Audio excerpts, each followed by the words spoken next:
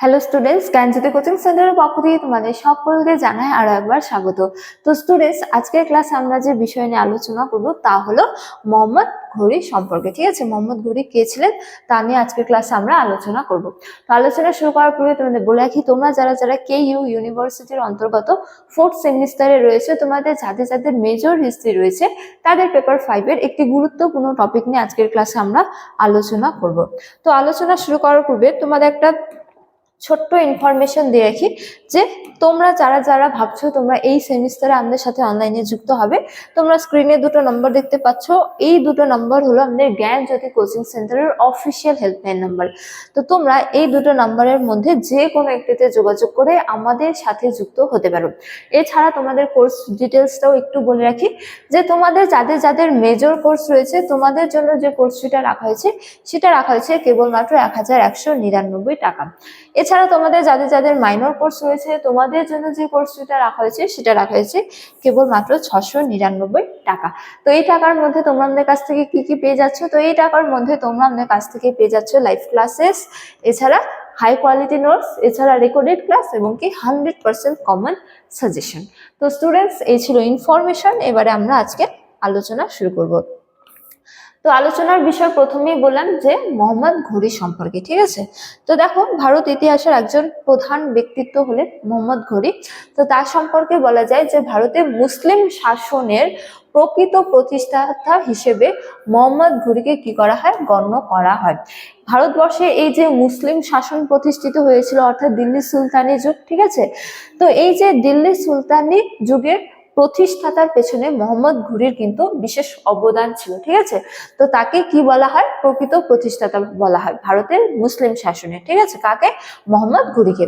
তো তার জীবন ও ভারত অভিযানের প্রধান দিকগুলি এবারে আমরা আলোচনা করব। ঠিক আছে, তো তিনি ভারতবর্ষে এই মুসলিম শাসন প্রতিষ্ঠার জন্য বিভিন্ন গুরুত্বপূর্ণ যুদ্ধগুলি সংগঠিত করেছিল বা সংগঠন করেছিল, সেগুলি নিয়ে এবারে আমরা আলোচনা করব। ঠিক আছে, তো দেখো প্রথমত আমার বলা হয়েছে যে মোহাম্মদ ঘুরি ছিলেন ঘোর সাম্রাজ্যের একজন শাসক। ঠিক আছে, তো মধ্য এশিয়ায় ছিল এই সাম্রাজ্য।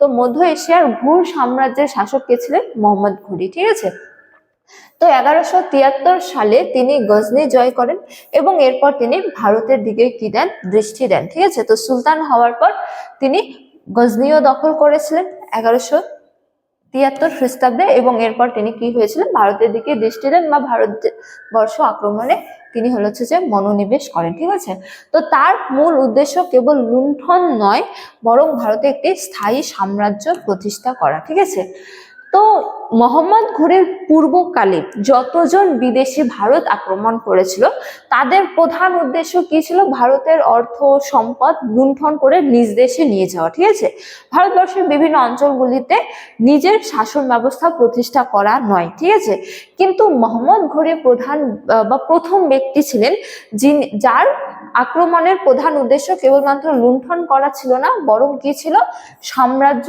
প্রতিষ্ঠা করা। ঠিক আছে, তো তার জীবনের প্রধান যুদ্ধগুলি নিয়ে এবারে আমরা আলোচনা করব, যে যুদ্ধগুলির মাধ্যমে তিনি কি করেছিলেন, ভারতবর্ষে নিজের শাসন ব্যবস্থা প্রতিষ্ঠা করেছিলেন। ঠিক আছে, তো দেখো বলা হয়েছে ফার্স্ট যুদ্ধ হচ্ছে যে তরাইনের প্রথম যুদ্ধ। ঠিক আছে, এটি কবে হয়েছিল? 1191 সালে। তো এই যুদ্ধ তিনি কার সঙ্গে করেছিলেন? পৃথ্বীরাজ চৌহান। ঠিক আছে, দিল্লি ও আজমিরের চৌহান বংশীয় যে রাজা ছিলেন পৃথ্বীরাজ চৌহান, সেই পৃথ্বীরাজ চৌহানের সঙ্গে তিনি তরাইনের প্রথম যুদ্ধ করেছিলেন। ঠিক আছে, কবে? 1191 সালে। তো বলা হয়েছে যে চৌহানের বিরুদ্ধে যুদ্ধে মোহাম্মদ ঘুরি পরাজিত হন। তো এই যে তরাইনের প্রথম যুদ্ধ, এই যুদ্ধতে কে জয়লাভ করেছিল? পৃথ্বীরাজ চৌহান। ঠিক আছে, দিল্লি ও আজমিরের চৌহান বংশীয় রাজা পৃথ্বীরাজ চৌহান জয়লাভ করেছিল এবং পরাজিত হয়েছিল কে? মোহাম্মদ ঘুরি। ঠিক আছে, কিন্তু এই যুদ্ধে পরাজয় লাভ করার ঠিক 1 বছর পরেই তিনি আরেকটি যুদ্ধ করেছিলেন সেই পৃথ্বীরাজ চৌহানেরই সঙ্গে। সেই যুদ্ধ আবার কি? তরাইনে দ্বিতীয় যুদ্ধ নামে পরিচিত। ঠিক আছে, তো এই তরাইনের দ্বিতীয় যুদ্ধে পৃথ্বীরাজ চৌহান কি হন? পরাজিত হন এবং জয়লাভ করেন কে?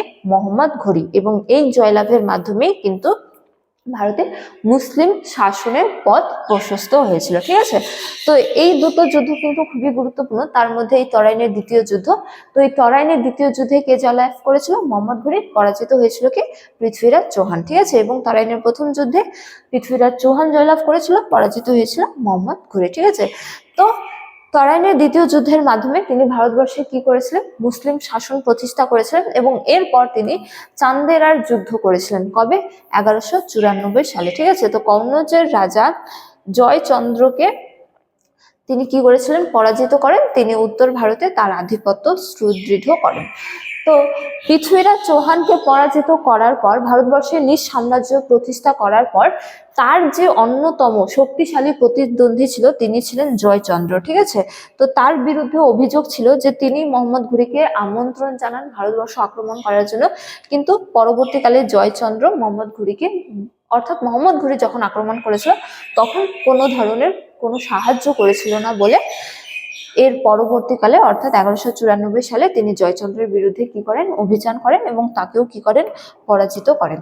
তো এই গেল মোহাম্মদ ঘুরির প্রাথমিক জীবনকাল সম্পর্কে আলোচনা এবং তার জীবনের গুরুত্বপূর্ণ কতকগুলি যুদ্ধ নিয়ে আলোচনা। ঠিক আছে, তারপরে দেখো এবারে আমরা আলোচনা করব ভারতবর্ষের শাসন ব্যবস্থা মোহাম্মদ ঘুরির যে অবদান, ঠিক আছে, তা নিয়ে। তো দেখো এক্ষেত্রে বলা যায় যে মোহাম্মদ ঘুরি ভারত জয়ের পর তার বিশ্বস্ত সেনাপতি কি করেন? কুতুবউদ্দিন আইবককে ভারতের বিজিত অঞ্চলের দায়িত্ব দিয়ে গজনিতে ফিরে যান। ঠিক আছে, তো 1206 সালে তার মৃত্যুর পর কুতুবউদ্দিন আইবক কি হয়ে যান? ভারতের রাজবংশের ও দিল্লি সুলতানে প্রতিষ্ঠা করেন।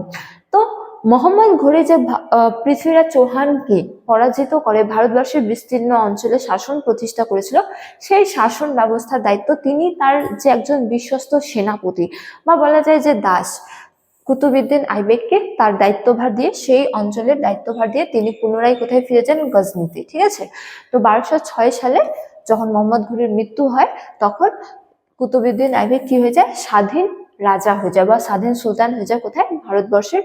তো কুতুবউদ্দিন আইবেকের মাধ্যমেই দাস বংশের কি হয়? সূচনা হয়, যা দিল্লি সুলতানি রাষ্ট্র নামেও পরিচিতি লাভ করে। ঠিক আছে, তো এইভাবে মোহাম্মদ ঘুরি কিন্তু ভারতবর্ষের মুসলিম শাসন প্রতিষ্ঠায় গুরুত্বপূর্ণ অবদান রেখেছিল। তারপরে দেখো তার ঐতিহাসিক গুরুত্ব সম্পর্কে বলা হয়েছে যে তিনি দিল্লি সুলতানি আমলের ভিত্তি স্থাপন করেছিলেন। ঠিক আছে, এবং তার অভিযানের ফলে ভারতের রাজনীতিতে এক নতুন যুগের কি হয়েছিল? সূচনা হয়েছিল। অর্থাৎ দিল্লি সুলতানি সাম্রাজ্যের সূচনা হয়েছিল, মুসলিম শাসনের সূচনা হয়েছিল। সুতরাং বলা যায় যে ভারত ইতিহাসে মোহাম্মদ ঘুরি একজন অন্যতম প্রধান ব্যক্তিত্ব, যিনি ভারতে কি করেছিলেন? এক নতুন যুগের সূচনা করেছিলেন। ঠিক আছে, তো স্টুডেন্টস, এই ছিল মোহাম্মদ ঘুরি সম্পর্কে আজকের আলোচনার ক্লাস। আজকের ক্লাস এতটাই। তোমাদের সাথে দেখা হবে পরবর্তী ক্লাসে। তখন তোমরা সকলেই ভালো থাকো, সুস্থ থাকো। Thank you.